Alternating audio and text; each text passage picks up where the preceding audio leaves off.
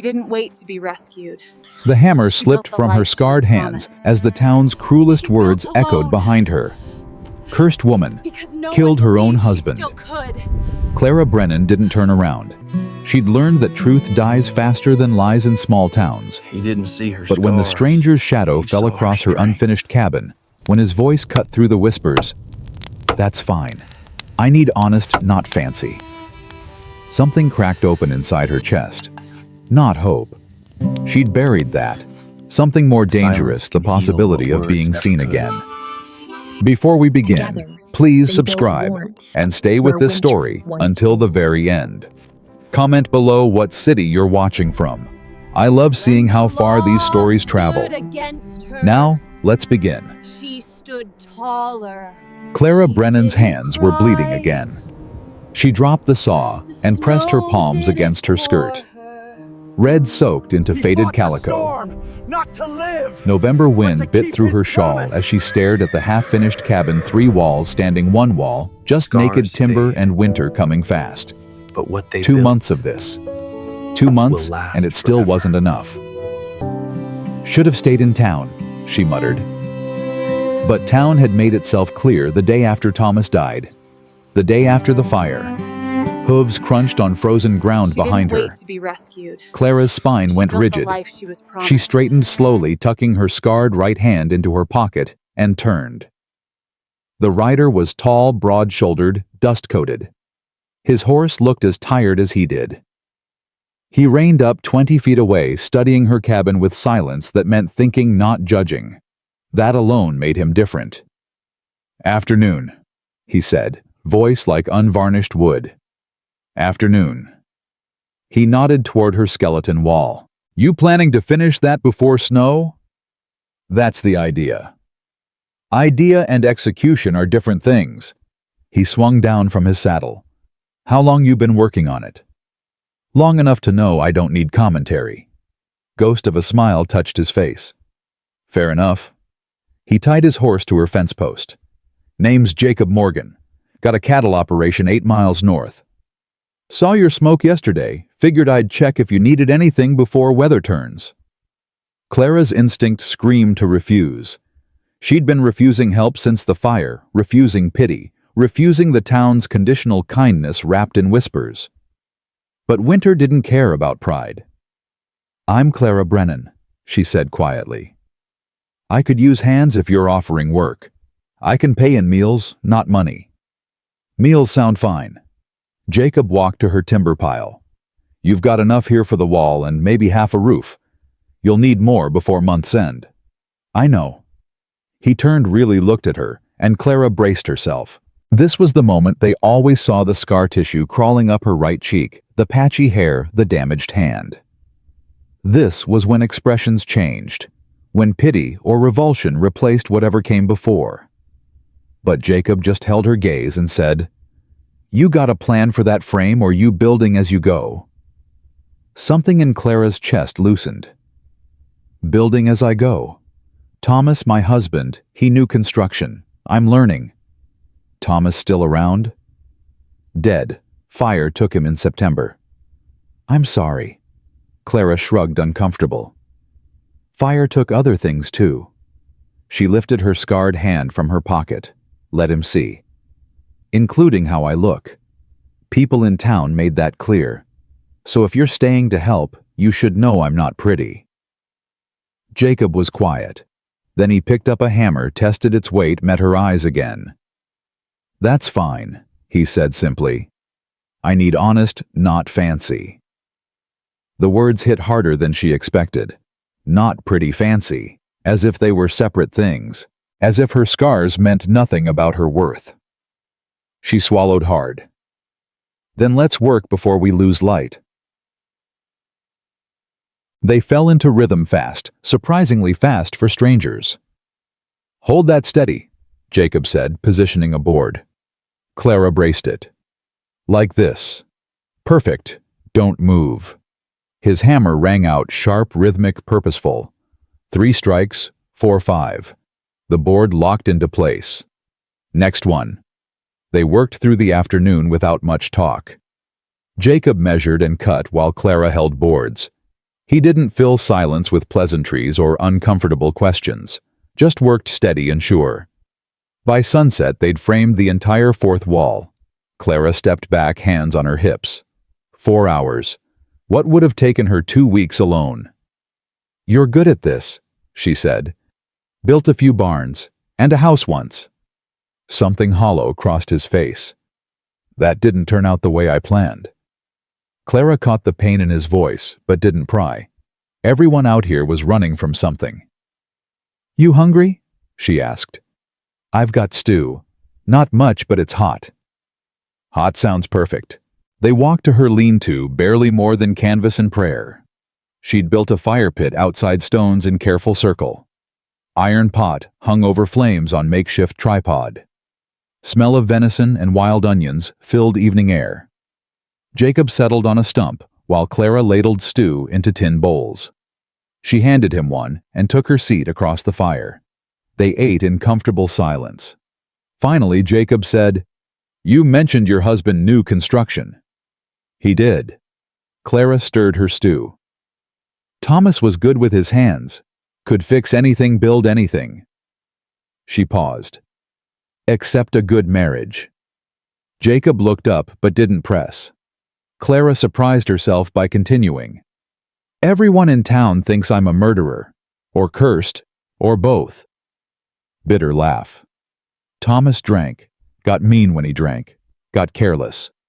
That night, the night of the fire, he'd been drinking since noon, knocked over a lamp while I was outside. By the time I heard him screaming, the whole house was burning." She touched her scarred cheek. "I went in after him, got him out barely, burned myself doing it.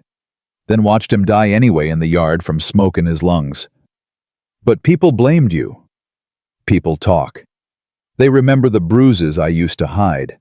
Times I'd show up to church with my arm in a sling eye swollen shut. How I always defended him, made excuses." Clara met his eyes across firelight. "Now they think I finally snapped. Maybe they're right. Maybe I should have let him burn." "You didn't, though." "No, I didn't."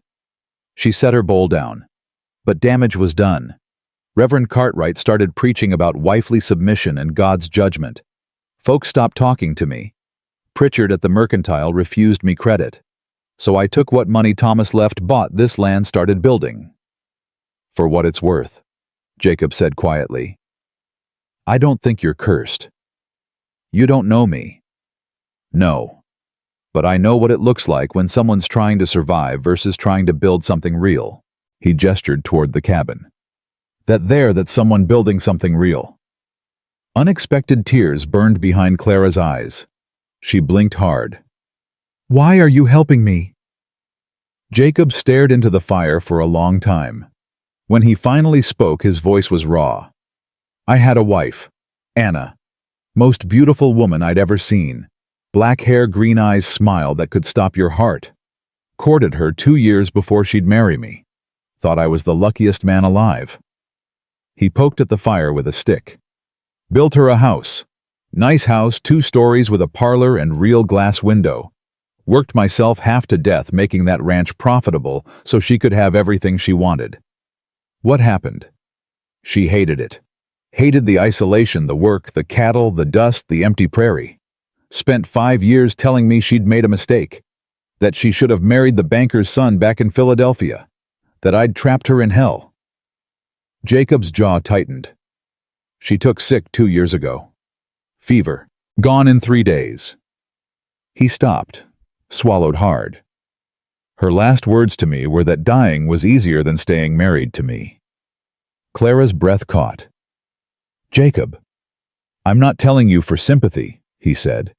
"I'm telling you because I understand what it's like when people look at you and see failure. When you walk into town and feel every eye judging what you couldn't fix, couldn't save, couldn't be." He looked up. "So when you say you're not pretty when you warn me about your scars, I hear what you're really saying. You're saying you're damaged goods, not worth the effort." "I am damaged," Clara whispered. "So am I." Jacob stood, brushed dirt from his pants. "But that doesn't mean we're done building." He walked to his horse and untied his bedroll. I'll sleep by the fire if that's acceptable. Come first light, we'll start on your roof. You don't have to. I know. He spread his blanket near the fire pit. But I'm going to anyway. Clara retreated to her lean-to, but sleep didn't come easy. Her mind circled back to his words, I need honest, not fancy. Outside, the fire crackled. An owl called. And for the first time since Thomas died. Since the fire, since the town turned its back. Clara felt something she'd forgotten. Not quite hope, but maybe its younger sister. Maybe possibility. Next morning came cold and gray. Clara woke to the sound of Jacob already working steady rhythm of axe-splitting wood. She emerged to find him building up the fire coffee already brewing. Morning, he said. Hope you don't mind I borrowed your coffee. Consider it payment for yesterday. Clara warmed her hands at the fire. You're up early. Cattleman's habit. Can't sleep past dawn even when I try. He poured coffee into 2 cups and handed her one. We've got good weather today. Should take advantage. He pulled rough sketches from his coat pocket, roof lines and measurements. Drew this up last night, he said, spreading it on the stump. Your cabin's 12 by 16. For a roof that size, we need 6 trusses, then planks across. You've got enough timber for frame, but you'll need shingles or sod for covering. I've been collecting prairie sod. Figured it'd be cheaper. Sod works if you build it right. Heavy though. Roof needs solid support. He folded the paper. We'll start with trusses today. Work steady. We can have frame up by end of week.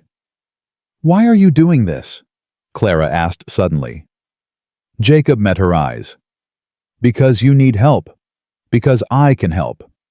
That reason enough. People don't usually help without wanting something back. Maybe I'm not usual people. He picked up his hammer. Come on, daylight's wasting. They worked through morning building the first truss frame on the ground before hoisting onto cabin walls. Heavy, awkward work requiring coordination and trust. Clara steadying base while Jacob climbed to secure the peak. Little to your left, he called down. Clara adjusted, muscles burning. Good. Hold there. His hammer echoed across the clearing, sharp, rhythmic. When he climbed down, the first truss stood proud against sky. One down, Jacob said, wiping sweat despite the cold. 5 to go. This is going faster than I thought, Clara said. 2 people always work faster than 1, even when one's still learning. I'm not that slow. Didn't say you were. Ghost of a smile. Said you're learning. There's a difference. By noon, they'd built and raised 3 trusses. Clara's hands were raw, shoulders aching, but the cabin looked real, like something that could actually shelter her through winter. They broke for hard bread and dried meat, eating standing rather than wasting time sitting. You're stronger than you look, Jacob observed. Been working alone 2 months. You get strong or you die. Fair point. He studied her. What are you going to do out here once the cabin's finished? Survive. Plant a garden come spring. Maybe get chickens, a goat. Eventually build a real barn. She shrugged. Nothing fancy. Just enough to live on. No interest in going back to town. What town? Clara's voice was bitter. The one that crosses the street when I walk by, where Reverend Cartwright preaches about me like I'm a cautionary tale. She shook her head. No, I'm done with towns. Jacob nodded slowly.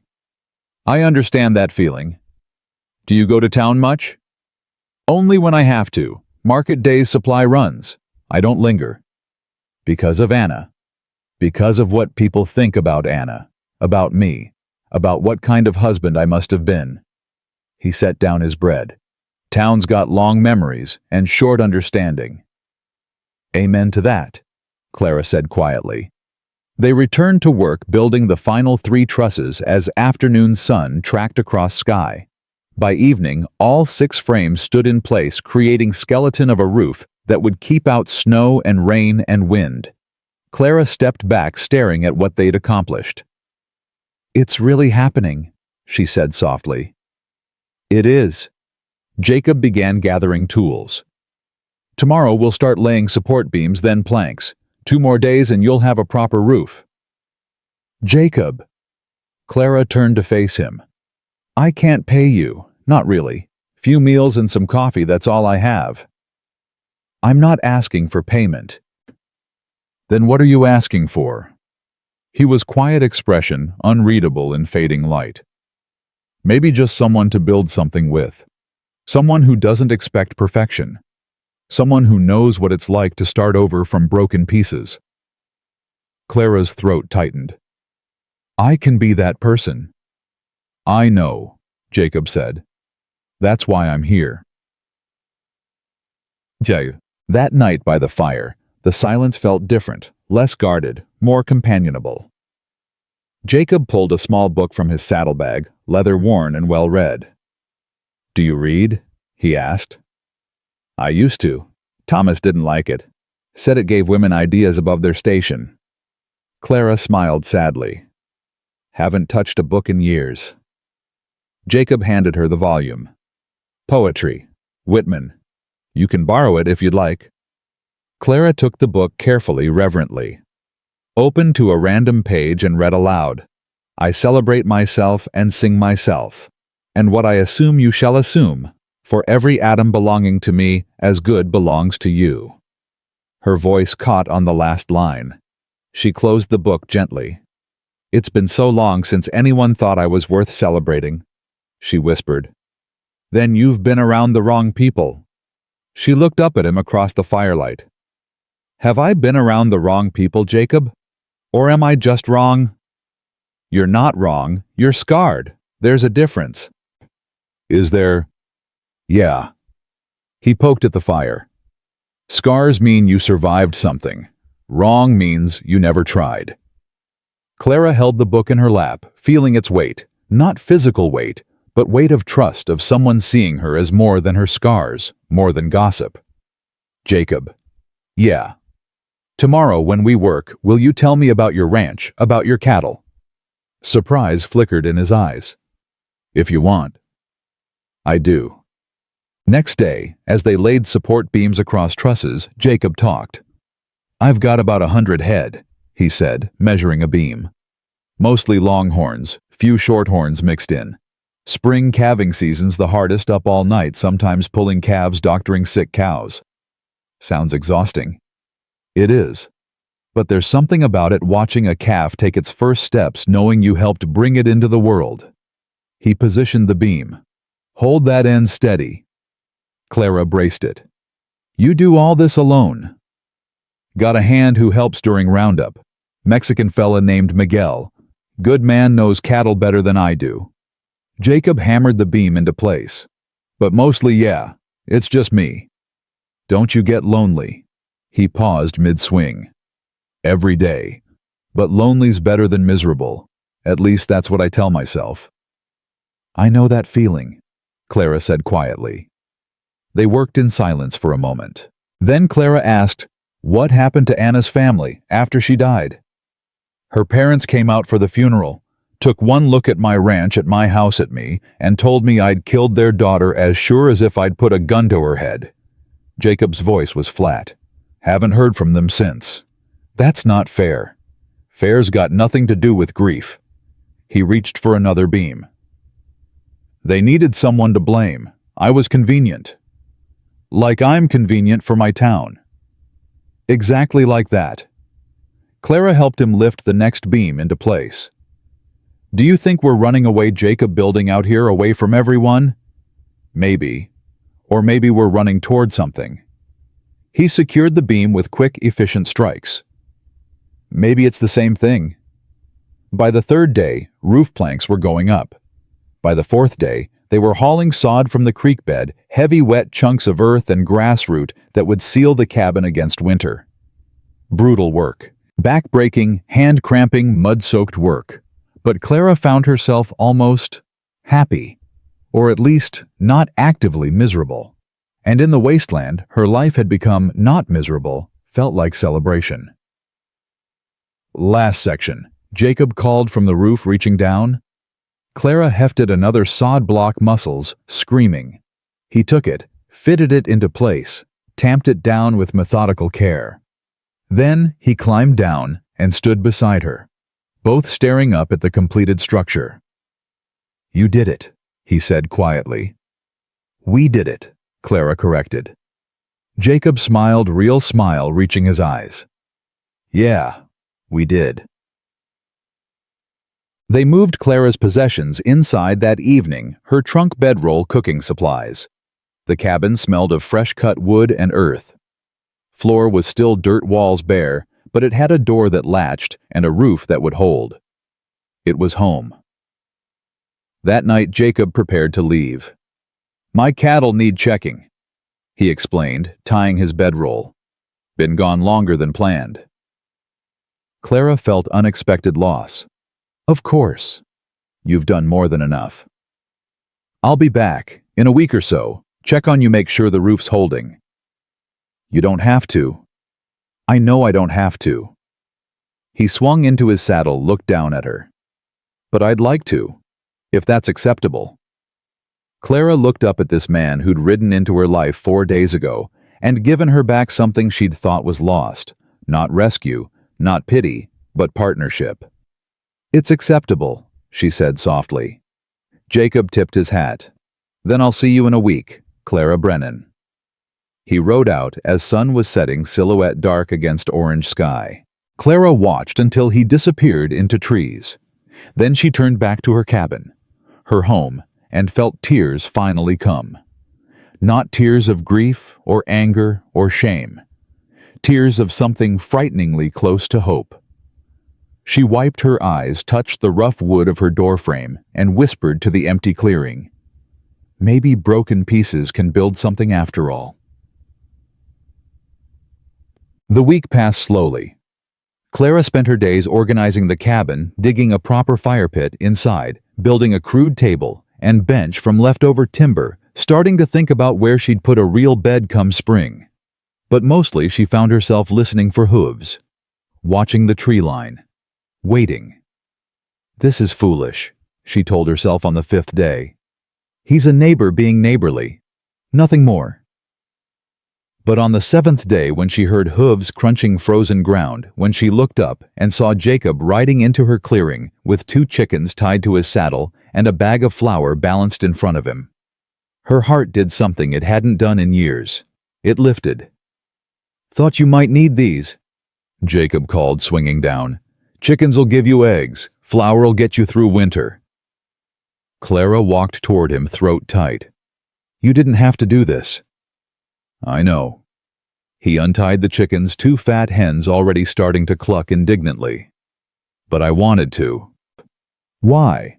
Jacob handed her the chickens and the flour. Then he met her eyes, steady and sure. "Because honest is worth coming back for," he said simply. And Clara Brennan, widow, outcast, scarred woman who'd stopped believing anyone would ever see her as anything but damaged, smiled. Really smiled.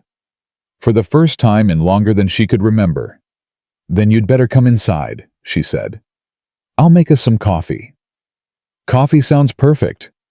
They walked into her cabin together, 2 broken people learning that maybe, just maybe, broken pieces could build something strong enough to last. The chickens settled into their makeshift coop by the 3rd day. A rough lean-to Jacob helped her build against the cabin's north wall. Clara named them Patience and Trouble, though she couldn't tell which was which half the time. "That one's definitely Trouble," Jacob said, pointing to the hen pecking aggressively at his boot. "She's got opinions. Like someone else I know." He looked up from the fence post he was hammering. "You calling me Trouble? I'm calling you opinionated." "Fair enough." He grinned, and Clara felt warmth spread through her chest that had nothing to do with the weak December sun. Jacob had been coming by 3 times a week now, Mondays, Wednesdays, Saturdays. Always with some excuse. Needed to check fence lines in this direction anyway. Had extra supplies from town. Wanted to make sure her roof was holding. But they both knew the truth, even if neither said it aloud. He came because he wanted to. She waited because she wanted him to. "Hand me another nail," Jacob said. Clara fished one from the tin and passed it over. Their fingers brushed brief accidental, and she pulled back too quickly. Jacob noticed but didn't comment. Just drove the nail home with 3 solid strikes. They'd developed a careful dance over the past 2 weeks. Close enough to work together, far enough to maintain respectability. Touch that was practical, never lingering. Conversations that revealed truth without crossing into intimacy. But the space between them was shrinking.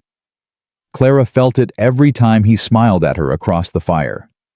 Every time his hand steadied her elbow when she climbed down from the roof. Every time he said her name, Clara, like it meant something. "There," Jacob said, testing the fence. "That should hold through winter." "You've done too much already." "Not possible." He gathered his tools. "Besides, I'm being selfish. Your coffee's better than mine." "My coffee tastes like creek water." "Exactly. Better than mine." Clara laughed, actually laughed, and the sound startled her. When had laughter become so rare that it felt foreign in her own throat?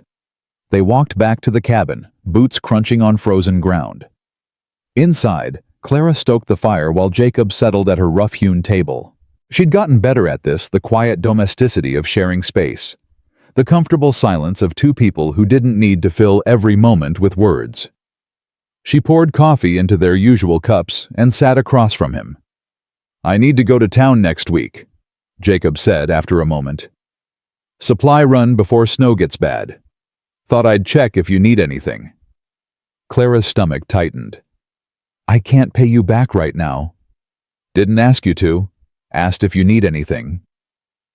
She stared into her coffee, pride and necessity warring inside her. Pride was a luxury she couldn't afford. Not with winter coming. "Flour," she said quietly. "And salt if you can spare it. Maybe some cornmeal." "I'll get it." He paused. "You could come with me, to town." "No." The word came out harder than she intended. Jacob looked up, something careful in his expression. "Clara, I'm not going back there, Jacob. Not yet. Maybe not ever. They can't avoid you forever." "Can't they?" She set her cup down too hard. "It's been 3 months.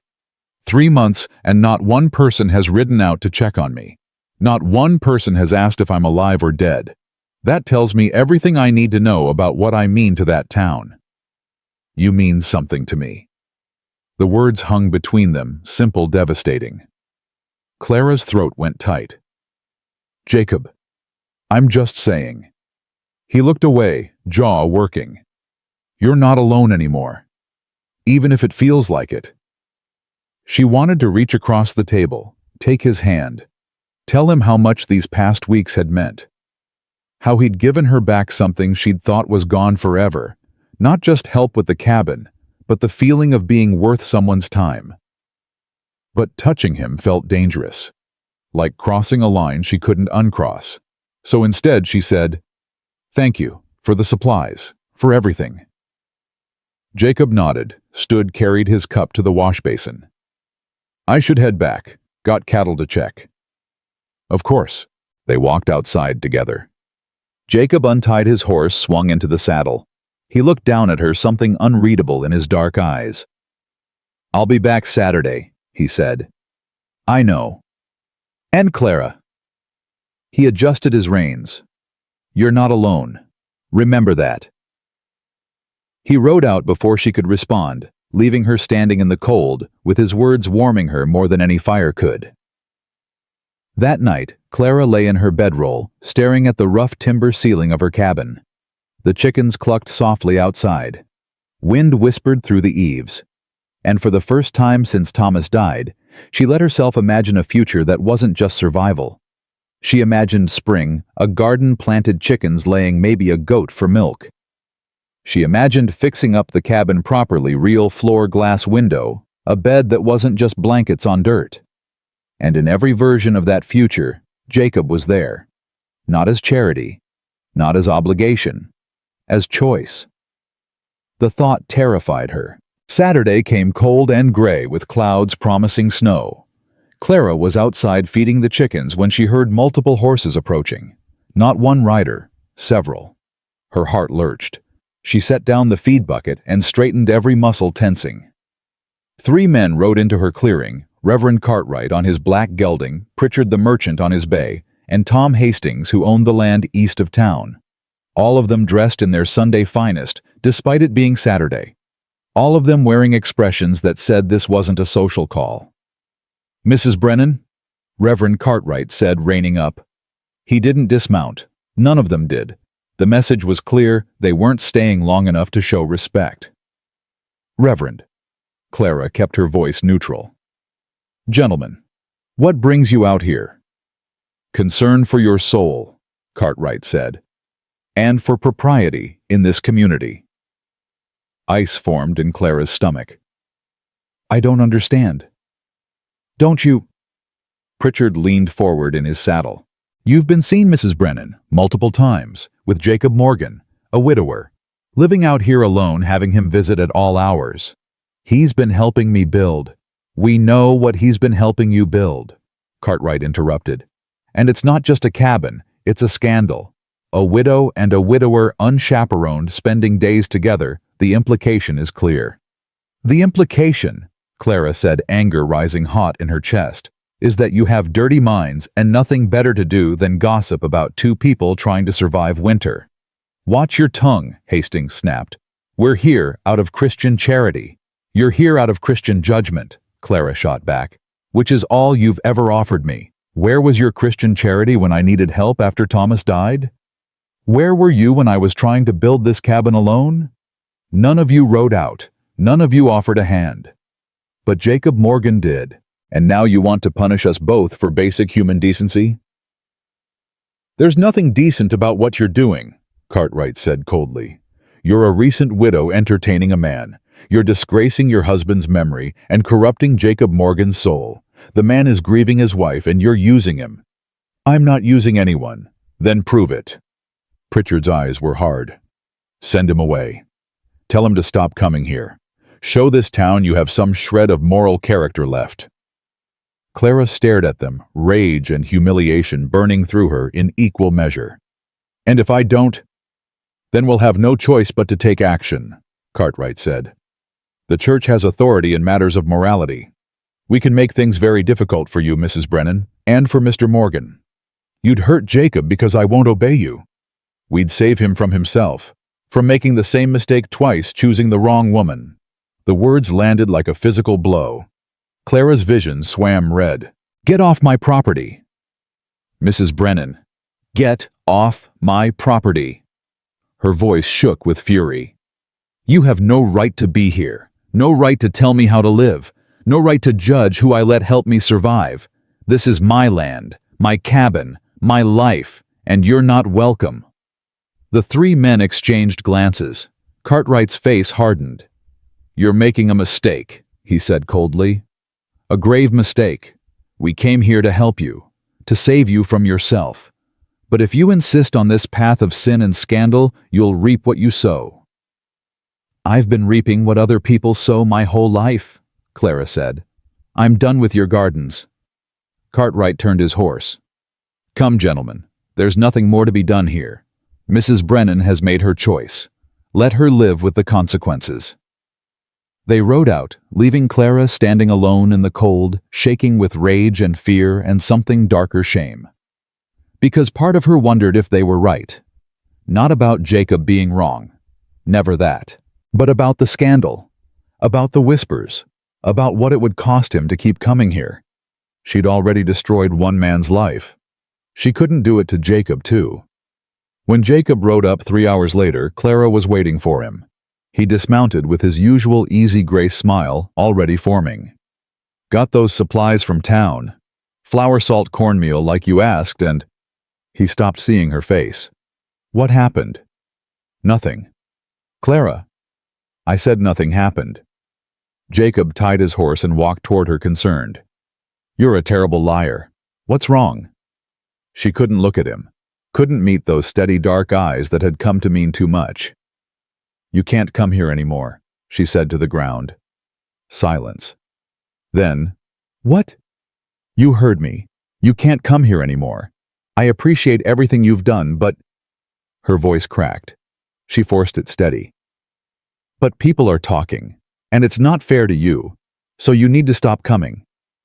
People are always talking. Jacob's voice was carefully controlled. What did they say? Does it matter? Yes. Clara finally looked up at him, tears burning behind her eyes. They said I'm corrupting you, using you, disgracing both our spouses' memories.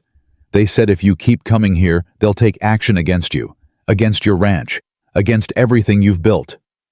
She swallowed hard. I won't let that happen, Jacob. I won't destroy your life the way I destroyed Thomas's. You didn't destroy Thomas's life. Thomas destroyed his own life. The town doesn't see it that way. I don't care what the town sees. Well, you should. The words burst out of her. You should care, Jacob, because I'm not worth it. I'm not worth losing your reputation, your business, your standing in the community. I'm just... Her voice broke. I'm just a scarred widow nobody wants, and you deserve better than to be dragged down with me. Jacob stared at her for a long moment. Then he said very quietly, Is that what you really think? That you're not worth it? I think I'm realistic about what I am. And what are you? Damaged, cursed, trouble. She laughed bitterly. Trouble, just like that chicken. Jacob's jaw tightened. So what, you're just going to send me away? Pretend the last month didn't happen? Go back to being alone because some sanctimonious hypocrites decided to ride out here and threaten you? I'm protecting you. I don't need protecting. I need... He stopped, turned away, ran a hand through his hair. When he turned back, his expression was shuttered. You know what, fine, if that's what you want. Jacob. No. His voice was flat. You're right. People are talking. And maybe it's easier this way. Cleaner. He walked to his horse, untied the supply bags, set them on the ground. Here's what you asked for. Should last you through winter. Please don't. Don't what? He swung into his saddle, looked down at her. Don't make this easy for you. Sorry, Clara. I thought we were building something honest, but I guess I was wrong. You weren't wrong. I can't let you sacrifice everything for me. That was my choice to make, not yours. His eyes were hard hurt. But you've made your choice clear. He turned his horse toward the trees. Jacob. Clara's voice broke on his name. He stopped, but didn't turn around. I'm sorry, she whispered. Yeah, he said quietly. Me too. Then he rode out, and Clara collapsed to her knees in the frozen dirt, watching the only good thing in her life disappear into the trees. She'd done the right thing. The smart thing. The safe thing. So why did it feel like she'd just set fire to her own cabin and climbed inside? The week that followed was the longest of Clara's life. She threw herself into work, reinforcing the chicken coop, organizing supplies, starting to think about a real bed frame. Anything to keep her hands busy and her mind from circling back to Jacob's hurt expression. His flat voice saying, I thought we were building something honest. They had been building something honest. That was the problem. Because honest meant vulnerable. Honest meant caring. Honest meant letting someone close enough to hurt you, and everyone close enough to hurt you eventually did. She'd learned that with Thomas. She wasn't about to learn it again with Jacob. But at night, lying in her bedroll, staring at the ceiling he'd helped build, she couldn't stop wondering if she'd made a terrible mistake. On the 8th day, Clara was outside gathering eggs when she heard a horse approaching. Her heart leapt Jacob before her mind caught up and reminded her he wouldn't be coming back. She'd made sure of that. But it was Jacob's horse that emerged from the trees. Jacob's tall frame in the saddle. Clara straightened slowly, egg basket forgotten. He reined up 20 feet away just like that first day. But his expression was different now. No easy smile, no gentle patience, just something raw and determined. I went to town yesterday, he said without preamble. Clara's stomach dropped. Jacob. I stood in the middle of Pritchard's store on a Saturday afternoon when it was full of people, and I told them exactly what I think of their gossip and their judgment and their sanctimonious bullshit. His voice was hard-controlled fury. I told them you're the most honest person I've ever met, that you work harder than any 3 men in that town combined, that you survived things that would have broken weaker people, and that if they have a problem with me helping you with me choosing to spend time with you, they can go straight to hell. Clara couldn't breathe. You didn't. I did. Then I walked out, rode straight here. He swung down from his horse, walked toward her with slow, deliberate steps. You want to know what happened next? Nothing. Absolutely nothing. Because bullies are cowards, Clara. And the only power they have is the power we give them. They'll retaliate. They'll hurt your business. Let them try. I've been buying supplies in town because it was convenient, not because it was necessary. There are other towns, other markets, other places that don't treat decent people like criminals for surviving. He stopped in front of her close enough that she could see the exhaustion in his eyes, the shadow of sleepless nights. I didn't come here today to argue with you, he said quietly. I came to ask you a question. What question? Were you sending me away because you don't want me here? Because you don't care about what we're building? His voice dropped. Or were you sending me away because you're scared? Clara's eyes burned. I'm terrified. Of what? Of this. Of you. Of wanting something I can't have. The words spilled out. I'm scared that if I let you keep coming here, if I let myself care about you, when you finally see who I really am, all the broken parts I can't fix, you'll leave. Or worse, you'll stay out of obligation and end up hating me for it. Like Anna hated you. Like Thomas hated me. I'm not Thomas, and you're not Anna. How do you know? Because Thomas blamed you for his failures. Anna blamed me for her choices. Jacob's voice was fierce. We're not them, Clara. We're 2 people trying to build something new from the wreckage of what came before. And yeah, maybe we'll fail. Maybe we'll hurt each other. Maybe this whole thing is a mistake. He took a breath. But I'd rather fail trying than succeed at being alone. Clara's tears finally spilled over. I'm so tired of being strong. Then don't be. Not with me. Jacob's hand rose, hesitated, then gently wiped a tear from her cheek, the scarred cheek she usually hid. Let me help carry it. That's what honest people do. They carry each other's weight. I don't know how to do this, she whispered. Neither do I. But we can figure it out together. His thumb traced the line of her scar, tender and deliberate. If you want to. Clara closed her eyes, leaning into his touch. Every instinct screamed at her to pull away, to protect herself, to choose safety over risk. But safety had never kept her warm at night. Safety had never made her laugh. Safety had never looked at her scars and called them honest instead of ugly. I want to, she said, opening her eyes to meet his. God help me, Jacob, I want to. His smile was slow, genuine, reaching all the way to his eyes. Then that's where we start. He dropped his hand, stepped back, giving her space. I'm not asking for promises, Clara. I'm not asking for more than you can give. I'm just asking, let me keep coming by. Let me help with the work. Let me be your friend at minimum. And maybe... He paused. Maybe someday when you're ready, we can figure out what else this could be. What if I'm never ready? Then we'll be friends who build things together. That's still more than most people get.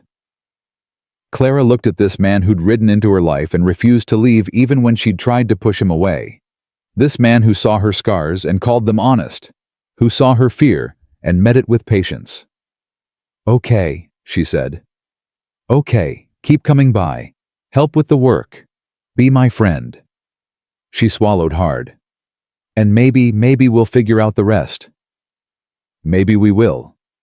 Jacob picked up her egg basket from where she'd dropped it. Come on, let's get these eggs inside before they freeze. They walked back to the cabin together, and Clara felt something shift in her chest, not quite healing. Not yet, but the first fragile beginning of it. Like spring after a long winter, like hope after grief, like honest after a lifetime of pretty lies. The snow came 3 days later. Not the gentle dusting Clara had hoped for, but a full blizzard that turned the world white and howling. She woke to wind screaming through the eaves and ice already forming on the inside of her door. Her first thought was the chickens. Clara pulled on every layer she owned and fought her way outside. The cold hit like a fist, stealing her breath. She could barely see 3 feet in front of her through the sideways snow. Patience trouble. She stumbled toward the coop ice already crusting her eyelashes.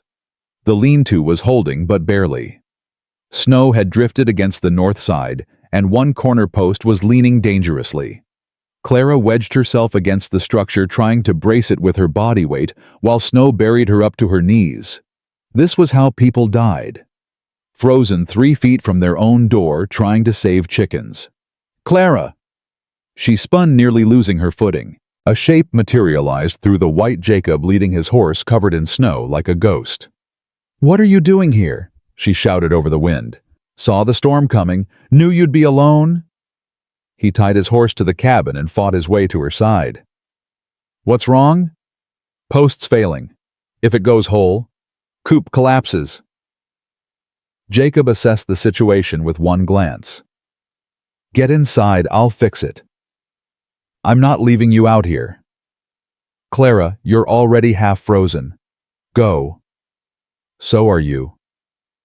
He grabbed her shoulders, looked into her eyes. "Trust me. Please." She wanted to argue, wanted to stay and help, but her hands had gone numb inside her gloves, and she couldn't feel her feet anymore. 5 minutes, she said. "If you're not inside in 5 minutes, I'm coming back out." "Deal. Now go." Clara stumbled back to the cabin, her body shaking so hard she could barely work the door latch.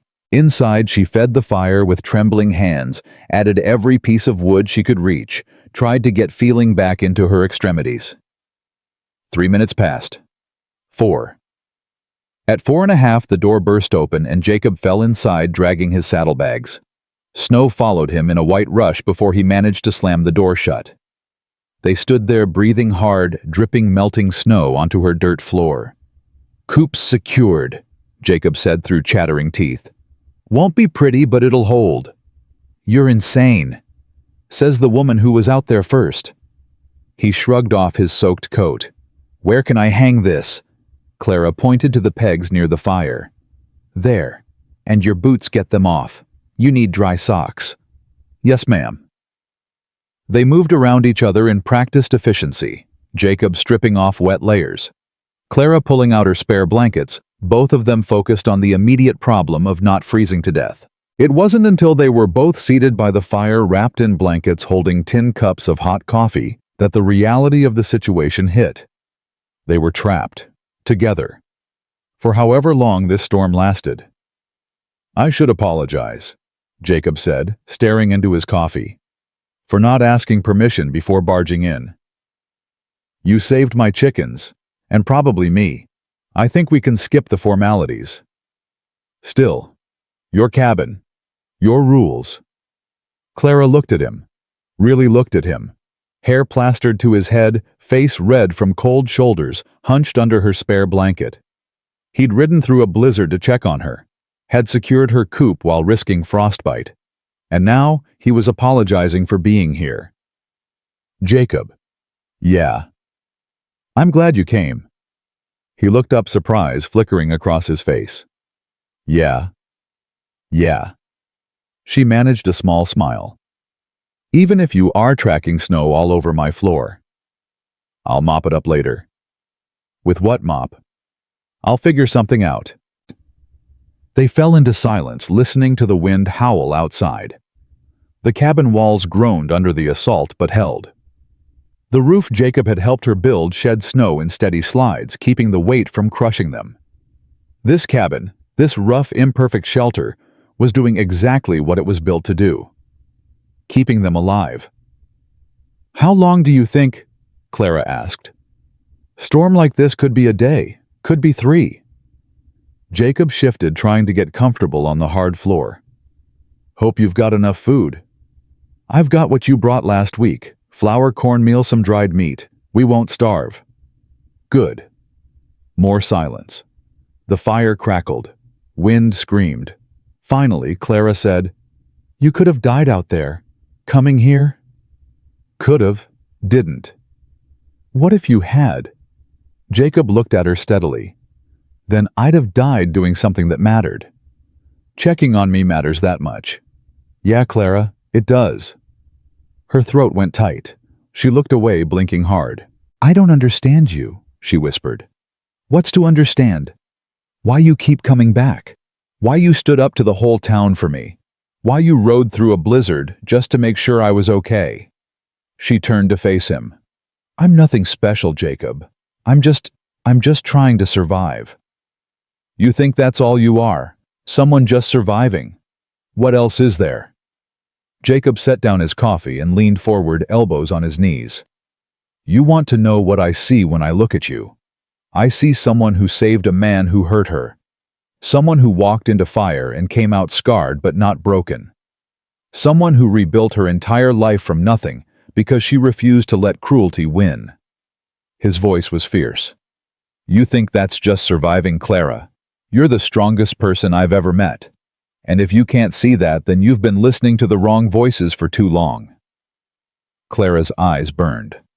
I'm not strong. I'm scared all the time. Being scared doesn't make you weak. It makes you human. He paused. And being human with someone else, letting them see the scared parts, that's what takes real courage. Is that what we're doing? Being human together? I think so, unless you've got a better name for it. Clara laughed, shaky, watery, and wiped her eyes. No, I think that's exactly what it is. They sat in comfortable silence after that, drinking coffee, listening to the storm rage outside their small shelter. And Clara realized something that should have terrified her, but somehow didn't. She felt safe.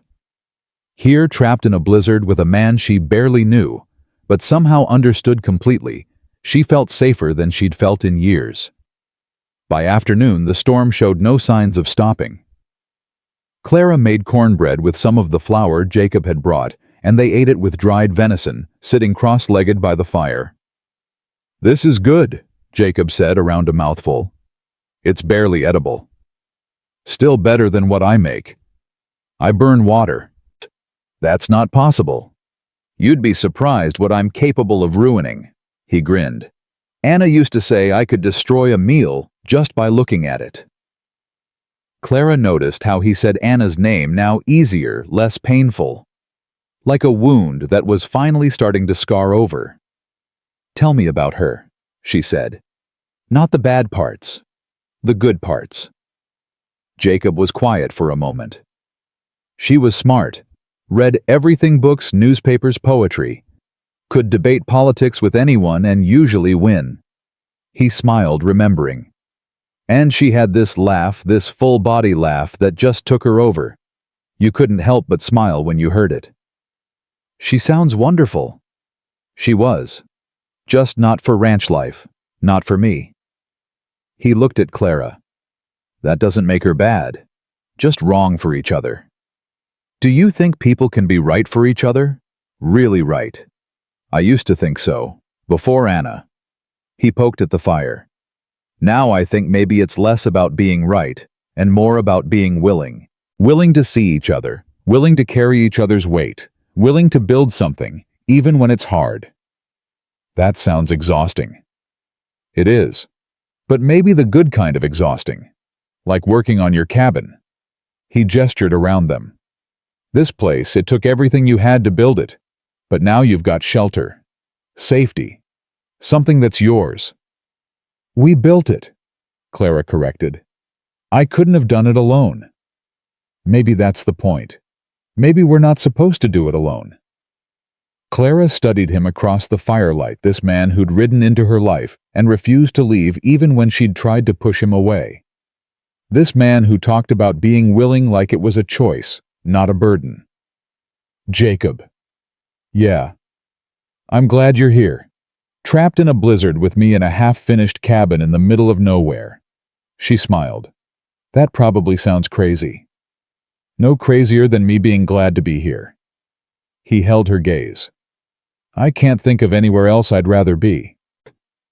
The words hung between them, honest, vulnerable, terrifying. Clara's heart hammered. You should probably get some sleep. You've got to be exhausted from riding through that storm. What about you? I'll take first watch. Make sure the fire doesn't die. Clara, you don't need to. Please, let me do this. Jacob studied her, then nodded. Wake me in a few hours. We'll trade off. He settled onto the floor near the fire, using his saddle as a pillow wrapped in blankets. Within minutes, his breathing had evened out into sleep. Clara watched him sleep and let herself think dangerous thoughts. Thoughts about what it would be like to wake up next to him every morning. To build not just a cabin, but a life. To stop being so terrified of wanting something good. She'd spent so long believing she didn't deserve good things. That her scars inside and out made her unworthy of gentleness, of patience, of love. But Jacob looked at her scars and called them honest. Maybe he was right. Maybe scars weren't marks of shame, but evidence of survival. Proof that she'd walked through fire and come out the other side. The storm raged on through the night. Clara kept the fire burning, added wood when needed. Listened to Jacob's steady breathing and the wind's howling fury. Around midnight, he woke without her calling him. Your turn, he said, voice rough with sleep. Get some rest. I'm not tired. You're swaying where you sit. Come on. He stood, helped her to her feet. Lie down before you fall down. Clara was too exhausted to argue. She lay down where he'd been sleeping, the blankets still warm from his body, and closed her eyes. She meant to stay awake, meant to keep watch with him. But sleep pulled her under like a tide, and she surrendered to it. She woke to gray light filtering through cracks in the walls and the smell of coffee brewing. The storm had stopped. Clara sat up disoriented. Jacob was crouched by the fire, feeding it carefully, his back to her. Morning, he said without turning around. What time is it? Couple hours past dawn. Storm broke about an hour ago. He poured coffee into her cup, handed it to her. Checked on the chickens. They're fine. Coop held. Clara took the coffee gratefully, wrapping her hands around its warmth. How much snow? 3 feet, maybe more in the drifts. We're not going anywhere for a while. Your ranch. Will survive without me for a few days. I've got a hand checking on things. He finally turned to look at her. How'd you sleep? Better than I have in months. The truth surprised her. You? Same. They looked at each other across the firelight, and something shifted in the air between them. Something fragile and new and terrifying. Clara broke eye contact first, uncomfortable with the intensity. I should make breakfast, she said. I already did. Cornbread and coffee. Gourmet meal. You're spoiling me. That's the plan. They ate in companionable silence, listening to snow sliding off the roof in heavy chunks. Outside, the world was buried and pristine and impossibly quiet after the storm's fury. Clara, Jacob said eventually. Yeah? Can I ask you something? And will you answer honestly? Her stomach tightened. Depends on the question. Fair enough. He set down his coffee. That day when you sent me away, when you said you couldn't let me sacrifice everything for you, was that really about protecting me, or was it about protecting yourself? Clara's first instinct was to deflect, to lie, to hide behind noble intentions. But they'd promised each other honest, and honest meant vulnerable. Both, she said quietly. I was scared the town would hurt you, but I was more scared that you'd figure out I'm not worth the trouble and leave anyway. So I left first. She met his eyes. It's what I do, Jacob. I run before I can be abandoned. It's safer that way. Safer for who? For everyone. Is it though? He leaned forward. Because from where I'm sitting, running just means you're alone. And alone isn't safer. It's just lonelier. At least when you're alone, no one can hurt you. Clara. His voice was gentle. You're already hurt. We both are. That's why we recognize each other. Two people walking around with old wounds, trying not to bump into anything that'll make them bleed again. Then why risk it? Why risk more pain? Because maybe if we're careful with each other's wounds, we can help them heal instead of making them worse. He paused. I'm not saying it'll be easy. I'm not saying we won't hurt each other sometimes. But I'm saying it might be worth trying. Clara's throat closed up. What if I can't? What if I'm too broken to let anyone close? Then we'll figure it out together. One day at a time. One honest conversation at a time. He smiled. We're good at building things. Remember, we'll build this too. Build what exactly? Whatever we want it to be. Friendship. Partnership. He hesitated. Maybe more if we're both brave enough. I'm not brave. Yes, you are. You just don't see it yet.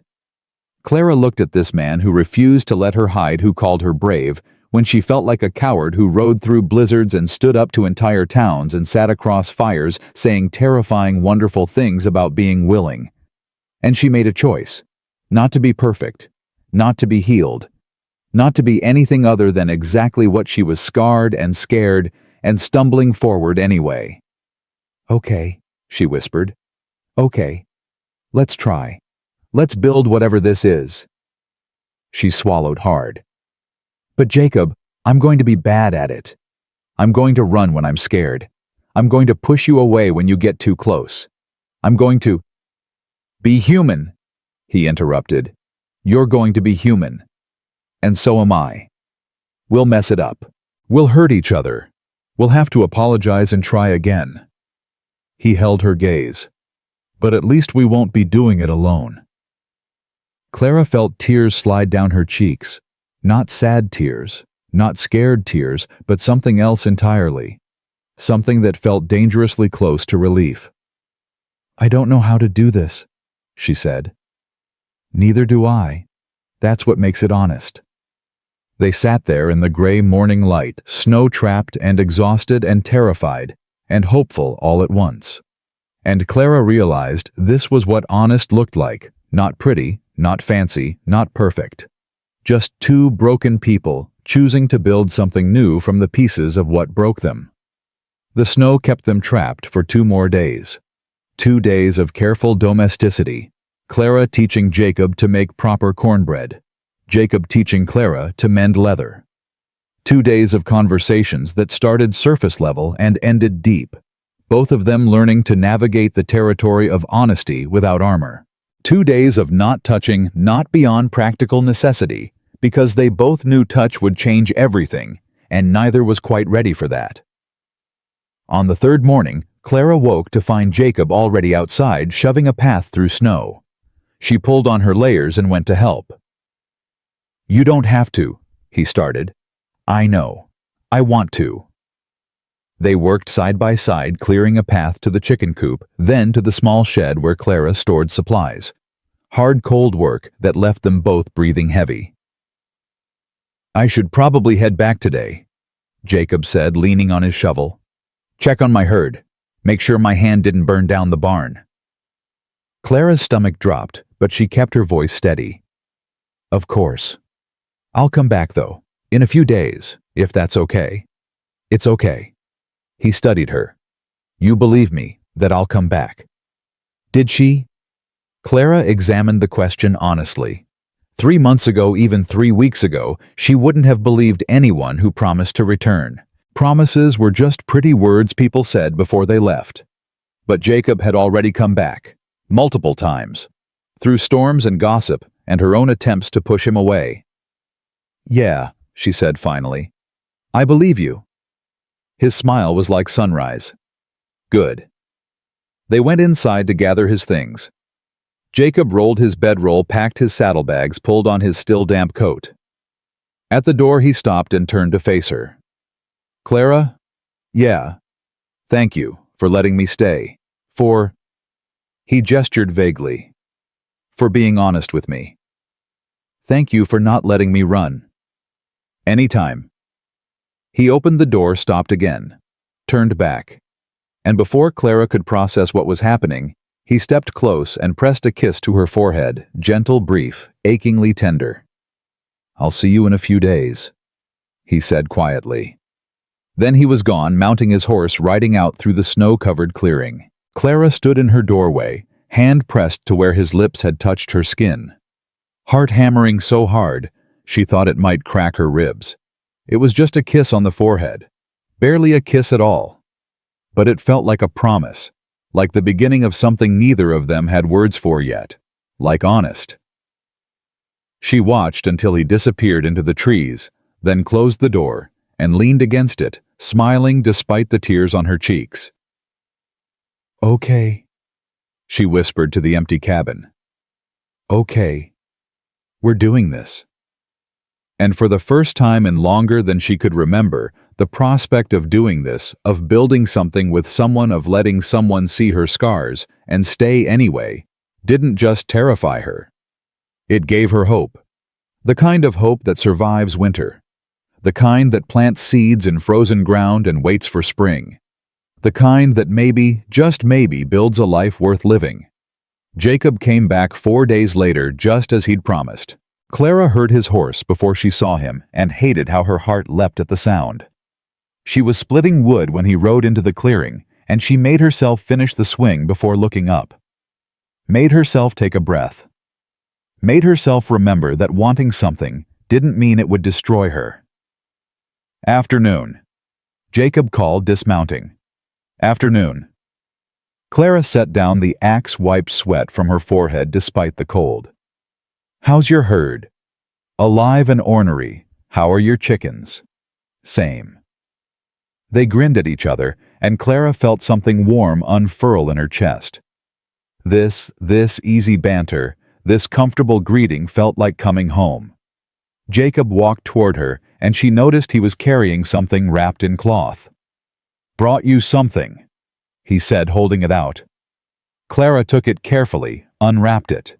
Inside was a small hand mirror with a wooden frame carved with simple flowers. "I made it," Jacob said, suddenly shy. "Thought you might want one. For I don't know. Women usually like mirrors." Clara stared at the mirror, throat tight. She hadn't owned one since the fire, hadn't wanted to see what the flames had made of her face. "Jacob, I can't." "You can say no. I just thought." He ran a hand through his hair. "You're always hiding that side of your face, tucking your hair over the scar. And I thought maybe if you could see what I see, you wouldn't hide so much." "What do you see?" "Look for yourself." Clara's hands shook as she lifted the mirror. There was her face. The scar tissue running from jaw to temple, red and puckered. The patchy hair. The damaged skin that would never be smooth again. But Jacob had carved flowers around the frame. Had spent hours making something beautiful to hold something she considered ugly. "I look broken," she whispered. "You look like someone who survived." Jacob's voice was quiet. "That scar. It's proof you're strong enough to walk through fire for someone else, even someone who didn't deserve it." "I don't see strength. I just see damage." "Then let me see it for you, until you can see it yourself." Clara lowered the mirror, blinking back tears. "Why do you do this? Say things that make me feel—" She stopped, unable to finish. "Feel what? Like maybe I'm not as ruined as I thought." Jacob stepped closer, close enough that she could see the concern in his dark eyes. "You're not ruined, Clara. You're healing. There's a difference." "It doesn't feel like healing. It feels like falling apart." "Maybe that's the same thing. Maybe you have to fall apart before you can put yourself back together the right way." Clara wanted to believe him. Wanted to believe that all this pain and fear and vulnerability was leading somewhere other than more heartbreak. "I'm scared," she admitted. "Of what? Of this. Of us. Of wanting something I don't know how to have." Jacob's hand rose slowly, giving her time to pull away. When she didn't, he cupped her scarred cheek in his palm, deliberate, gentle, like touching something precious. What if we just take it one day at a time? He said softly. No promises about forever, no grand declarations. Just today, we're building something. Tomorrow, we'll build a little more. And we'll keep building until we figure out what we've made. What if we build something broken? Then we'll fix it. Or build something else. His thumb traced her scar. We're good at building, remember. Clara closed her eyes, leaning into his touch. Okay. One day at a time. That's all I'm asking. When she opened her eyes, he was smiling soft and genuine and completely unguarded. And Clara thought maybe, just maybe she could do this. Could let herself want something without destroying it. They spent the afternoon working on Clara's cabin, building a proper door frame, chinking gaps between logs, making the space more livable. They worked in comfortable rhythm, passing tools, without anticipating each other's needs. "Hand me that hammer," Jacob said. Clara passed it over. "You're bossy when you're working. You're stubborn when you're working. I prefer determined. Same thing. No, stubborn is bad. Determined is good. Fine. You're determined and I'm bossy. We make a terrible team." Clara laughed. The worst. But they both knew it was a lie. They made a good team, maybe even a great one. As the sun started setting, they took a break. Clara made coffee while Jacob stoked the fire. They sat across from each other like always, but something had shifted. The air between them felt charged, expectant. "Can I ask you something?" Clara said finally. "Always. That day before the storm, when you stood up to the whole town, what did you actually say?" Jacob was quiet for a moment, staring into his coffee. "I told them the truth, that you were braver and more honest than any of them, that if they had a problem with me helping you, they could take it up with me directly, instead of hiding behind their sanctimonious bullshit. You said bullshit in front of everyone. I said worse than that." Pritchard turned red as a beet. Jacob smiled grimly. "Then I told them I was done apologizing for being a decent human being, and I walked out." "Jacob," Clara's voice shook. "You could have lost everything. Your reputation, your business connections. I was losing myself, Clara. Trying to please people who'd never be pleased. Trying to earn respect from people who didn't deserve mine." He looked up. "You know what I realized? I'd rather be an outcast with you than accepted without you." The words landed like a blow. Clara couldn't breathe. "You don't mean that." "I do. But you barely know me." "I know enough." Jacob set down his coffee, leaned forward. "I know you work harder than anyone I've met. I know you're kind, even when people aren't kind to you. I know you read poetry by firelight and name your chickens Patience and Trouble. I know you walked into fire to save a man who hurt you because it was the right thing to do." His voice dropped. "And I know that every time I ride away from here, I count the hours until I can ride back." Clara's heart hammered. "Jacob, you don't have to say anything.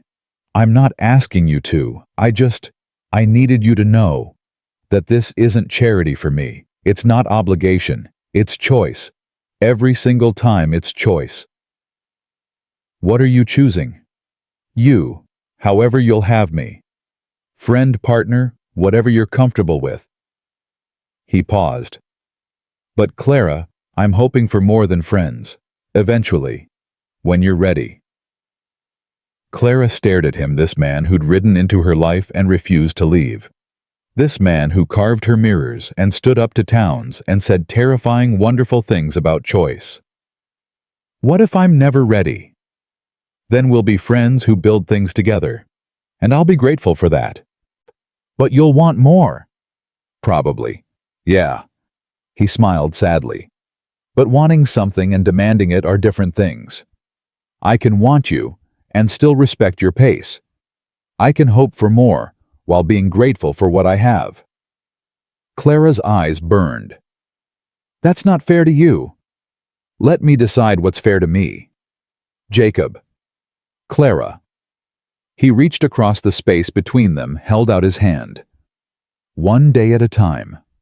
Remember. She looked at his hand, calloused, scarred, steady.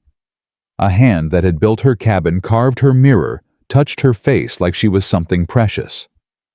Slowly, carefully, she placed her hand in his. His fingers closed around hers, warm, solid, real. One day at a time, she whispered. That's all I need. They sat there as the fire burned down, holding hands across the space between them. Not speaking, not moving. Just being together in the comfortable silence of two people learning to trust. And Clara thought maybe this was what honest looked like in practice. Not grand declarations or perfect moments. Just two people choosing each other, one small decision at a time.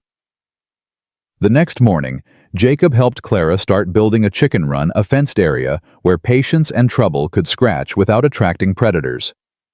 You're spoiling those chickens, Jacob said, digging post holes. They're good chickens. They deserve nice things. They're chickens, Clara. They eat bugs and poop on everything.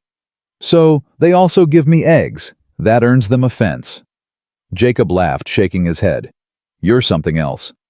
Is that good or bad? It's perfect. The word hung between them. Clara's breath caught. Jacob cleared his throat, suddenly focused on his post hole. I mean, it's good. You're good. With the chickens. That's what I meant. Right. The chickens. The chickens. They worked in awkward silence for a moment, both pretending the word perfect hadn't shifted something. Finally, Clara said, Jacob. Yeah. Last night. When you said you were choosing me. Did you mean... She stopped, unable to finish. Did I mean what... Are you? She took a breath. Are you saying you want to court me properly? Jacob set down his shovel, turned to face her fully. Is that something you'd be open to, if I was saying that? I don't know. Maybe. I'm asking what you're saying first. I'm saying... He stepped closer. I'm saying I'd like the chance to court you, Clara Brennan.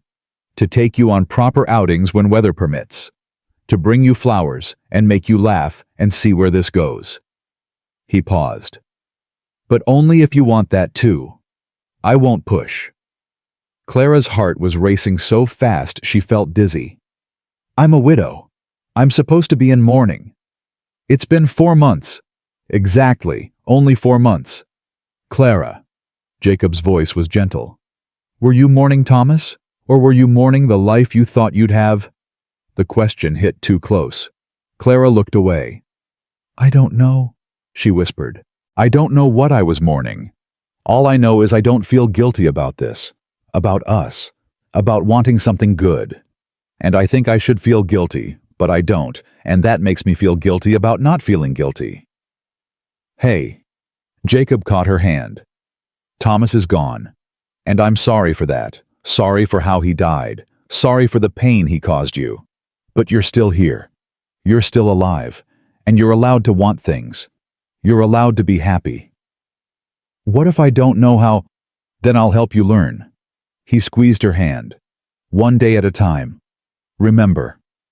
Clara looked at their joined hands. His scarred and weathered, hers burned and damaged. 2 broken people learning to hold each other up.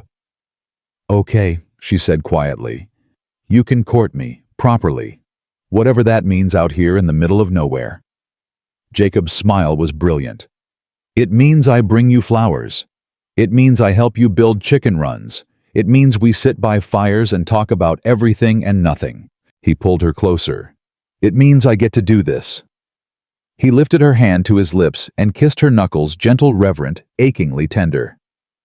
Clara's breath stopped. Jacob. Too much? No, not enough. His eyes darkened. Clara. I'm terrified, she interrupted. I'm absolutely terrified. But I want this. I want you. I want whatever we're building. She swallowed hard. So yes, court me properly. Bring me flowers. Make me laugh. See where this goes. And if it goes somewhere scary, then we'll be scared together. Jacob pulled her into his arms, slow, giving her time to pull away. When she didn't, when she let herself lean into his chest, and feel his heartbeat against her cheek. He held her like she was something precious. "We're really doing this," he murmured into her hair. "We're really doing this. You're not going to run?" "I might. Probably will, actually." Clara pulled back to look at him. "But if I do come after me, don't let me hide." "Deal." He touched her scarred cheek again, that gesture that was becoming familiar, becoming theirs. "And Clara, when you look in that mirror I made you, I want you to see what I see. Someone beautiful and strong and worth every single mile I ride to get here. I'm not beautiful." "Yes, you are. You're just not fancy." He smiled. "And I've never needed fancy." Clara laughed through her tears. "We're a disaster, you know that? The best kind of disaster." They stood there in the cold morning holding each other, and Clara felt something she hadn't felt in years, not just hope, but possibility. The sense that maybe, just maybe, her life could be more than survival. Maybe it could be joy. 3 weeks passed in a blur of careful courtship. Jacob brought her wildflowers preserved in snow. They read poetry by firelight. They worked side by side, building and mending and learning each other's rhythms. And slowly, carefully, they learned to touch without fear. Hands brushing when passing tools, shoulders bumping while working his arm around her waist when she stumbled on ice. Small touches, innocent touches. But each one chipped away at the walls Clara had built around her heart. Then came Christmas Eve. Clara woke to find Jacob already at her door, holding a small pine tree. "What is that?" she asked, laughing. "A Christmas tree, obviously." He carried it inside, set it in the corner. "Thought we should celebrate." "Jacob, I don't have decorations. I don't have anything." "Then we'll make something." They spent the morning stringing popcorn on thread-cutting stars from old newspaper hanging pine cones from branches. It was silly and childish and perfect. As evening fell, they sat by the fire, admiring their ridiculous tree. "It's crooked," Clara said. "It's perfect." "There's that word again." "It's an accurate word." Jacob looked at her. "This right here, right now, this is perfect." Clara's throat tightened. "Even with my terrible tree decorations." "Especially with your terrible tree decorations." He shifted closer. "Clara, I have something for you. A Christmas gift." "Jacob, you didn't have to." "I know, I wanted to." He pulled a small package from his coat, wrapped in brown paper. "Open it." With trembling hands, Clara unwrapped the package. Inside was a book, leather-bound, beautiful, brand new. "It's poetry," Jacob said. "Dickinson this time. I thought since you liked the Whitman." Clara couldn't speak, couldn't breathe. She opened the book to the first page and saw Jacob's handwriting. "For Clara, who taught me that honest is worth more than fancy, and that broken pieces can build something beautiful. Jacob." The tears came fast and hard. Clara pressed the book to her chest, shoulders shaking. "Hey, hey!" Jacob pulled her into his arms. "What's wrong?" "Nothing's wrong. Everything's right. That's what's wrong." She laughed through her tears. "I don't know how to handle things being right, Jacob. I don't know how to have good things without waiting for them to fall apart." "Then we'll learn together." He pulled back, cupped her face in his hands, both sides scar and smooth. "I'm not going anywhere, Clara. I'm not Thomas. I'm not going to hurt you, or leave you, or make you feel less than you are." "How do you know?" "Because I choose not to. Every single day I choose to be better than that. I choose you." His thumbs wiped away her tears. "And I need you to choose me back. Not just passively, not just letting me court you, but actively choosing this, choosing us." "I'm scared." "I know. So am I." He smiled. "But scared together is better than safe alone." Clara looked at this man who'd ridden into her life and refused to leave. This man who carved her mirrors and brought her trees and looked at her like she hung the moon. And she made a choice. She leaned forward and kissed him. It was brief, tentative, terrifying. Their first real kiss, not on the forehead, not on the hand, but mouth to mouth, breath to breath, heart to heart. When she pulled back, Jacob's eyes were wide. "Clara, I choose you," she whispered. "Actively, intentionally. I choose you, Jacob Morgan. Every broken piece of you. Every broken piece of me chooses every broken piece of you." He kissed her again, deeper this time, more certain. His hands tangled in her hair, her arms wrapped around his neck, and for a moment, the whole world narrowed to this two people learning to love with damaged hearts. When they finally broke apart, both breathing hard, Jacob rested his forehead against hers. "We should probably slow down," he said. "Probably. I don't want to rush you. I know. But Clara," he pulled back to look at her. "I love you. I think I've loved you since that first day when you told me you weren't pretty, and I realized you were the most beautiful person I'd ever met." Clara's heart stopped. "Jacob, you don't have to say it back. I just needed you to know that this what we're building, it's not casual for me. It's everything." Clara looked at him. Really looked at him. At the man who'd saved her chickens and built her cabin and taught her that honest was better than fancy. The man who looked at her scars and saw strength, who held her broken pieces like they were precious. "I love you too," she whispered. "It terrifies me, but I love you." Jacob's smile was like sunrise, bright and warm and full of promise. "Then that's enough," he said. "For now, for today, that's more than enough." They sat by the fire, holding each other, watching their crooked Christmas tree, and feeling like maybe, just maybe, they'd found what they'd both been searching for.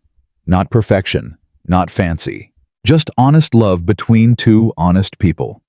And in Clara's cabin on the frontier on Christmas Eve in the middle of nowhere, that felt like everything. Jacob stayed through Christmas morning, and they woke to a world transformed by fresh snow. Clara made coffee while he stoked the fire, and they moved around each other with the easy familiarity of people who'd been doing this for years, instead of months. "I should head back today," Jacob said as they sat with their coffee. "Check on the herd, make sure everything's running smooth." Clara's stomach dropped, but she kept her voice steady. "How long will you be gone?" "Few days, maybe a week." He reached across the space between them, took her hand. "But I'll be back. I promise." "I know." And she did know. That was the terrifying part, she actually believed him now. Jacob squeezed her hand, then stood to gather his things. At the door, he pulled her into his arms and kissed her slow and deep and full of promise. "I love you," he said against her lips. "I love you too." He mounted his horse and rode out, turning back once to wave. Clara stood in her doorway, hand pressed to her mouth where he'd kissed her, and let herself feel the full weight of what they'd started. Love. They'd said love. And Clara Brennan, who'd stopped believing in love years ago, found herself believing again. The week passed slowly. Clara threw herself into work reinforcing the cabin walls, expanding the chicken run, planning for spring. But at night, lying in her bedroll, she found herself thinking about Jacob. About his hands and his smile, and the way he said her name like it meant something. About the future they might build together. On the 8th day, hoofbeats woke her before dawn. But not one horse, multiple horses. Clara's blood went cold. She grabbed her shawl and went to the door, peering through a crack. 5 riders in the gray pre-dawn light. She recognized them immediately. Reverend Cartwright, Pritchard, Tom Hastings. And 2 men she didn't know, both carrying rifles. Her heart hammered. This wasn't a social call. Clara took a breath, squared her shoulders, and opened the door. "Gentlemen," she said, voice steady despite her fear. "You're on my property, again. Without invitation."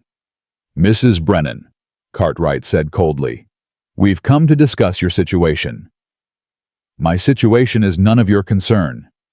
It became our concern when you started openly living in sin with Jacob Morgan. Clara's temper flared hot. I'm not living in sin with anyone. Jacob has been helping me build my cabin. That's all.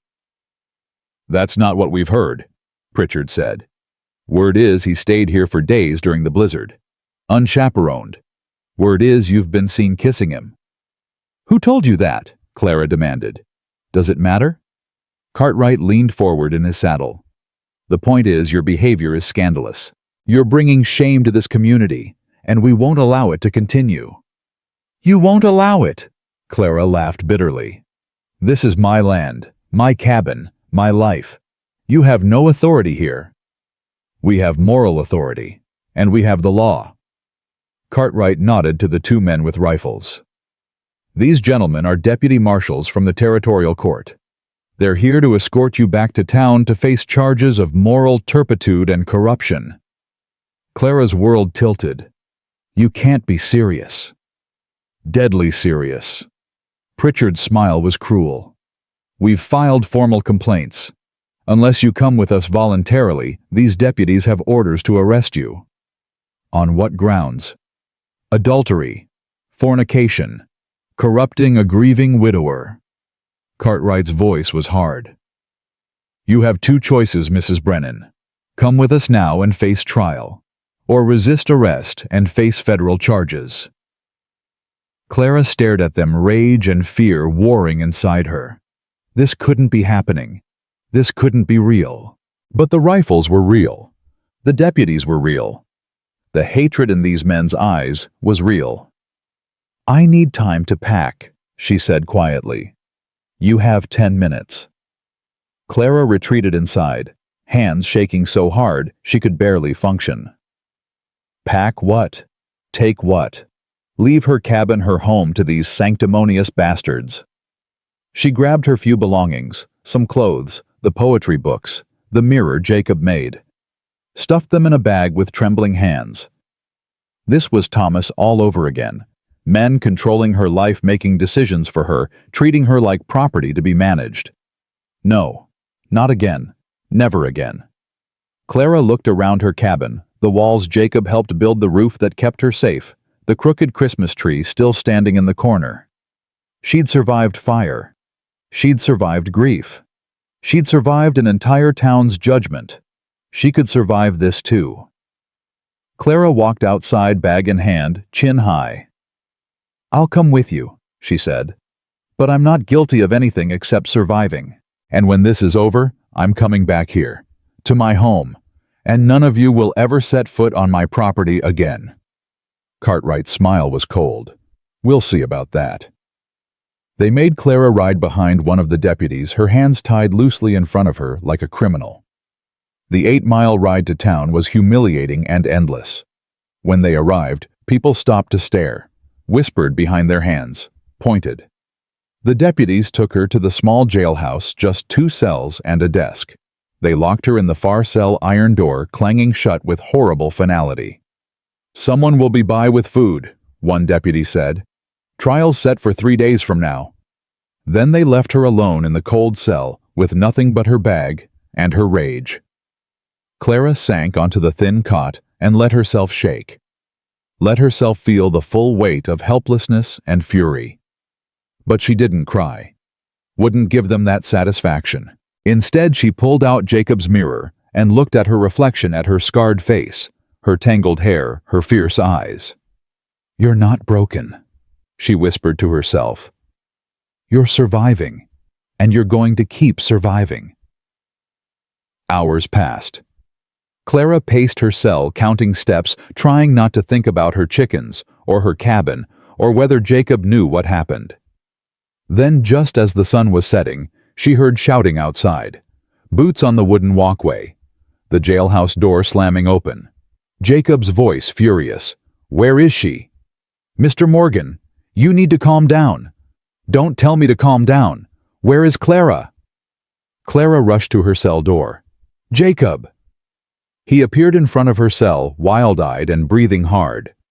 Clara, Jesus, Clara, are you hurt? I'm fine. They arrested me.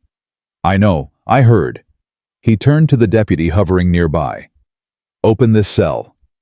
Can't do that, Mr. Morgan. She's being held pending trial. On what charges? Moral turpitude. Corrupting. Corrupting who, me? Jacob laughed harshly. I'm a grown man. She didn't corrupt me. She saved me.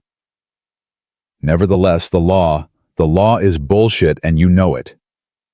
Jacob turned back to Clara, hands gripping the bars between them.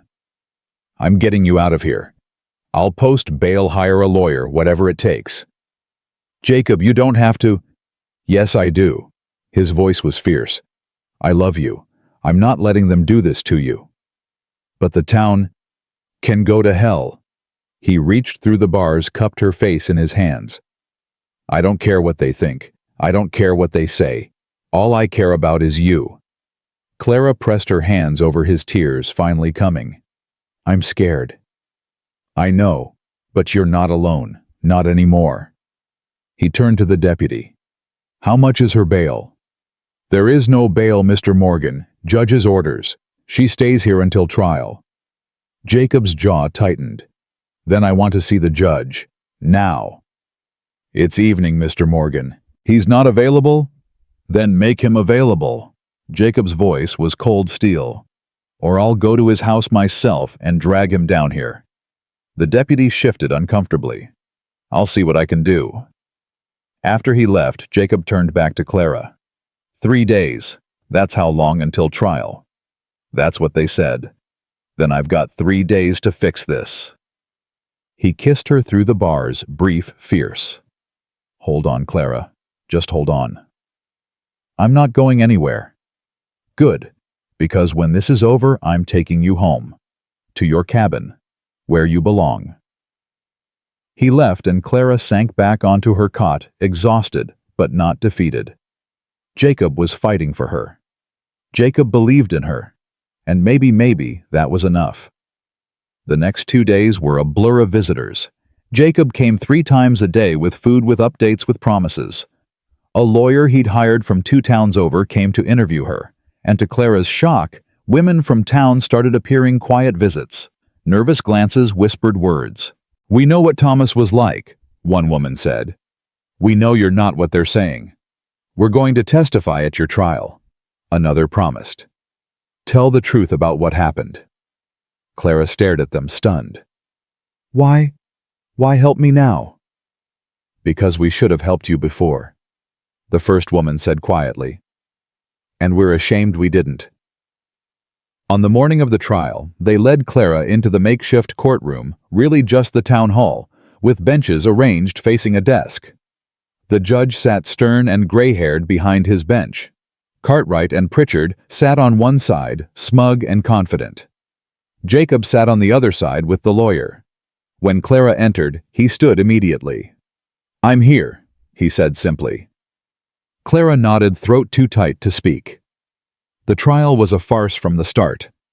Cartwright testified about Clara's scandalous behavior. Pritchard claimed she'd been corrupting Jacob Morgan's morals. Hastings swore she'd been living in sin. But then the women testified. One by one, they stood and told the truth about Thomas's drinking, his violence, Clara's courage in trying to save him anyway, about her strength in rebuilding alone, about her kindness even to people who'd treated her cruelly. She's not a criminal, one woman said firmly. She's a survivor, and we should be ashamed for trying to punish her for it. Finally, Jacob took the stand. Mr. Morgan, the judge said, you've been spending considerable time with Mrs. Brennan. Can you explain the nature of your relationship? Yes, sir. Jacob's voice was clear, unwavering. I love her.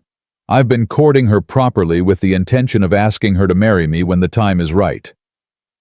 Gasps rippled through the courtroom. But she's a recent widow, Cartwright protested. She's a woman who survived an abusive marriage, Jacob shot back. Who saved a man who hurt her. Who built a life from nothing when this town turned its back on her. He looked at the judge. And I'm proud to love her, proud to stand beside her. And if this court finds her guilty of anything except surviving, Then this court is wrong." The judge was quiet for a long moment. Then he said, "Mrs. Brennan, do you have anything to say in your own defense?" Clara stood slowly. Her voice shook, but held.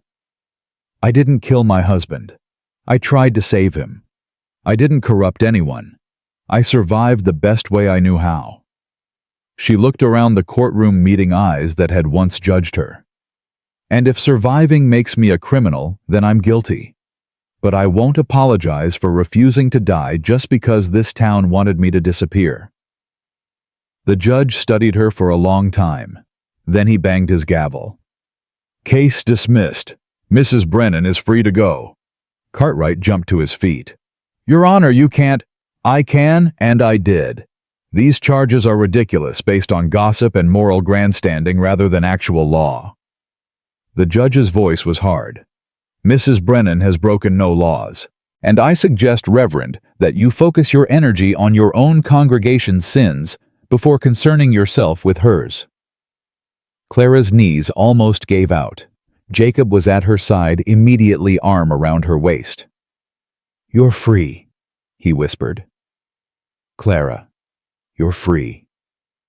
They walked out of the courtroom together, past Cartwright's furious face, past Pritchard's scowl. Outside, the winter sun was bright and sharp. "Take me home," Clara said. "Please, Jacob, take me home." "Always." They rode out together that afternoon, Clara on Jacob's horse behind him, her arms wrapped around his waist, her face pressed against his back. The 8 miles felt like nothing. When they reached her clearing, Clara slid down and just stood there staring at her cabin. Her home. The place she'd built with her own hands and Jacob's help. "I'm never leaving," she said. "They can try to drag me away, but I'm never leaving this place." "Good." Jacob dismounted, came to stand beside her. "Because I've been thinking." "About what?" "About what comes next. About what we're building." He took her hands in his. "Clara Brennan, I know we've only known each other a few months. I know we're both still healing from old wounds, but I also know I want to wake up next to you every morning for the rest of my life." Clara's heart stopped. "Jacob, I'm not asking you to decide right now. I'm just saying when you're ready, if you're ever ready, I want to marry you, properly, legally, in front of God and everyone. I want to build a life with you. Not pretty, not fancy, just honest." Clara looked at this man who'd fought for her, stood by her, loved her through everything. This man who looked at her scars and saw beauty. "Ask me," she whispered. "What?" "Ask me now. I'm ready." Jacob's eyes widened. "Clara, you don't have to." "I'm not doing this because I have to. I'm doing it because I want to." She squeezed his hands. "Because I love you. Because you're the best thing that's ever happened to me. Because honest is better than fancy, and you're the most honest man I've ever known." Jacob's smile was brilliant. He dropped to one knee right there in the frozen clearing. "Clara Brennan, will you marry me? Will you let me build a life with you? Not perfect, not easy, but honest and real, and ours." "Yes," Clara said, tears streaming down her face. "Yes, yes, 1,000 times, yes." He stood, pulled her into his arms, kissed her like she was oxygen and he'd been drowning. When they finally broke apart, both laughing and crying, Clara felt something she'd never felt before. Complete. Whole. Home. Not because Jacob completed her, she'd been complete all along, but because together their broken pieces fit in ways that made them both stronger. They married in spring when the snow melted and wildflowers covered the clearing. No church, no reverend, just a circuit judge and a handful of women from town who'd testified at Clara's trial. Clara wore a simple dress she'd sewn herself. Jacob wore his best shirt and a nervous smile. They said their vows standing in front of the cabin they'd built together, the cabin that had been shelter first, then home, then the foundation of something bigger. "I promise to be honest," Jacob said, holding her hands, To see you, really see you every day. To build with you, not for you. To carry your weight when you're tired and let you carry mine. I promise to be brave, Clara said, voice shaking but sure. To choose you every day, even when I'm scared. To build a life with you that's ours, not pretty, not fancy, just honest and real. The judge pronounced them married, and Jacob kissed her while the small crowd cheered. Clara Brennan. Clara Morgan now felt joy burst through her chest like wildflowers breaking through frozen ground. They spent their first night as husband and wife in the cabin, lying in the real bed Jacob had built as a wedding gift. Outside, spring was coming, the first green shoots, pushing through thawing earth, birds returning to the trees, the world waking up from winter's sleep. What are we going to do now? Clara asked, her head on Jacob's chest. Build, plant, live. He kissed her forehead. Maybe add a room to this cabin. Maybe start a real ranch. Maybe just survive another winter and call it success. That sounds perfect. Not perfect, just honest. Clara smiled against his chest. Same thing. And in her cabin on the frontier, built from broken pieces and fierce determination, Clara Morgan finally understood what her mother had tried to teach her years ago, that beauty wasn't about smooth skin or perfect features. Beauty was about surviving fire and building something new from the ashes. Beauty was about choosing to love when love had hurt you before. Beauty was about looking at your scars and calling them honest instead of ugly. The town eventually came around. Some people never did. Cartwright moved away the next year. Pritchard lost his store to a competitor. But others started treating Clara with respect, then friendship, then genuine affection. By the second spring, women were coming to Clara for advice. By the third, she and Jacob had become unofficial leaders in their small community, the couple who proved that broken people could build beautiful lives. They had children, 3 of them, each one loud and stubborn and perfect. They expanded the cabin into a real house. They built a barn and filled it with cattle and horses. They planted gardens that fed half the settlement. And every night, no matter how tired or busy or overwhelmed they were, Jacob and Clara sat by their fire and reminded each other of the truth they'd learned that first winter. That honest was better than fancy. That broken pieces could build something strong. That love wasn't about perfection, it was about choosing each other, scar by scar, nail by nail, day by day. Years later, when Clara was gray-haired and weathered, when Jacob's hands were too arthritic to build much anymore, they sat on their porch watching the sunset. Their grandchildren played in the yard. Their children worked the land, and the community they'd helped build thrived around them. Do you ever regret it? Clara asked, touching the scar that still marked her cheek. Choosing me. Choosing this life. Jacob took her hand, the same scarred hand he'd held that first day, and kissed it gently.